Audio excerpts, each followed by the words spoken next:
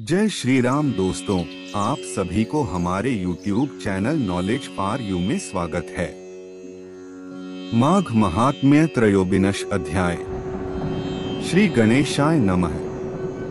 लोमश ऋषि कहने लगे कि जिस पिशाच को देवद्युति ने मुक्त किया वह पहले द्रविड़ नगर में चित्र नाम वाला राजा था। वह बड़ा शूरवीर, सत्यपरायण तथा पुरोहितों को आगे करके यज्ञ आदि करता था। दक्षिण दिशा में उसका राज्य था और उसके कोष धन से भरे हुए थे। उसके पास बहुत से हाथी, घोड़े और रथ थे और वह अत्यंत शोभा को प्राप्त होता था। बहुत सी स्त्रियों के साथ क्रीड़ा करता था और अनेक यज्ञ उसने किए थे। वह नित्य अतिथियों की पूजा करता था और शस्त्र विद्या में निपुण था। ब्रह्मा, विष्णु, महेश तथा सूर्य की पूजा सदैव किया करता था। वह जंगल में भी स्त्रियों से घिरा हुआ क्रीड़ा किया करता था। एक बार वह पाखंडियों के मंदिर में गया और वेदहीन, भस्म लगाए महात्मा बने हुए पाखंडियों से उस राजा की बातचीत हुई। पाखंडियों ने कहा कि हे राजन, शैव धर्म की महिमा सुनो। इस धर्म के प्रभाव से मनुष्य पाप को काटकर मुक्त हो जाता है।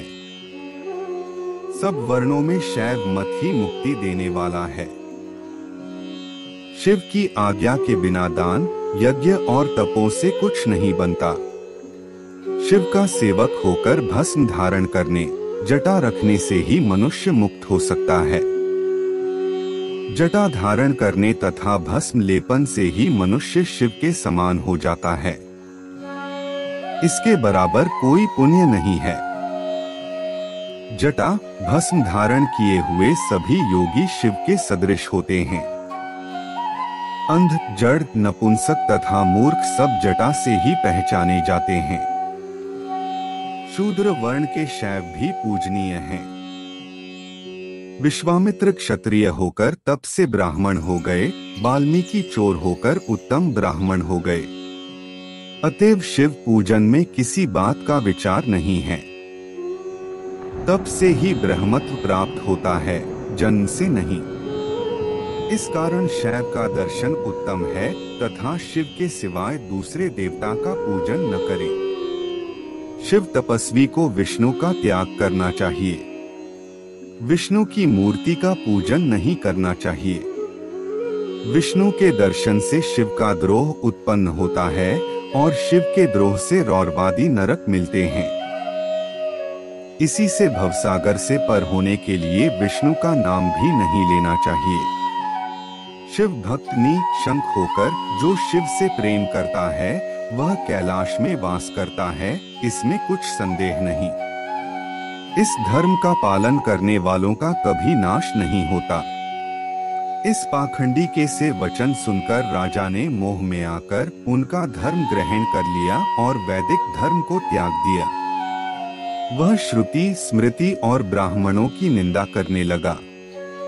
उसने अपने घर के अग्निहोत्र को बुझा दिया और धर्म के कार्य बंद कर दिए। विष्णु की निंदा और वैष्णवों से द्वेष करने लगा और बोला, कहाँ है विष्णु, कहाँ देखा जाता है, कहाँ रहता है, किसने देखा है। और जो लोग नारायण का भजन करते थे उनको दुख देता था। पाखंडियों का मत ग्रहण कर राजा वेद, वैदिक धर्म, व्रत, दान और दानियों को नहीं मानता था। अन्याय से दंड देता वह कामी राजा सदा स्त्रियों के समूह से घिरा रहता और क्रोध से भरा रहता। गुरु तथा पुरोहितों के वचनों को नहीं मानता था। पाखंडियों पर विश्वास करता हुआ उनको गांव, हाथी, घोड़े और सुवर्ण आदि देता था।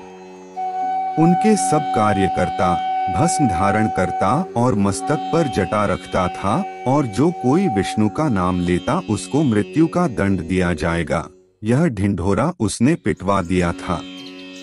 उसके भय से ब्राह्मणों तथा वैष्णवों ने उस देश को छोड़ दिया और दूसरे देशों में चले गए। सारे देशवासी केवल नदी के जल से जीते थे। जीविका से दुखी होकर वृक्ष आदि नहीं लगाते थे, न ही खेती बाड़ी करते थे। प्रजा अन्न के अभाव से गलासला अन्न भी खा लेती थी। आचार विचार अग्नि क्रिया सबको छोड़कर काल रूप की तरह वह राजा शासन करता था। कुछ काल पश्चात उस राजा की मृत्यु हो गई और वैदिक रीति से उसकी क्रिया भी नहीं की गई। यह यमदूतों से अनेक प्रकार के दुख उठाता रहा। कहीं लोहे की कीलों पर से चलना पड़ा, कहीं जलते अंगारों पर चलना पड़ा, जहां सूर्य अति तीव्र था और न कोई छाया का वृक्ष था। कहीं लोहे के डंडों से पीटा गया, कहीं बड़े बड़े दांतों वाले भेड़ियों और कुत्तों से काटा गया। इस प्रकार दूसरे पापियों का हाहाकार सुनता हुआ वह राजा यमलोक में पहुंचा। इति श्री पद्म पुराणे माघ महात्म्य त्रयोविंश अध्याय श्री कृष्ण समर्पणमस्तु। आपको हमारा ये वीडियो कैसा लगा कमेंट्स कर जरूर बताएं। साथ में अपनी प्रियजनों के साथ भी ये वीडियो शेयर करें। ऐसे नई जानकारी के लिए हमेशा हमारे चैनल नॉलेज फॉर यू से जुड़े रहिए। फिर मिलेंगे हमारा अगला वीडियो में नई जानकारी के साथ।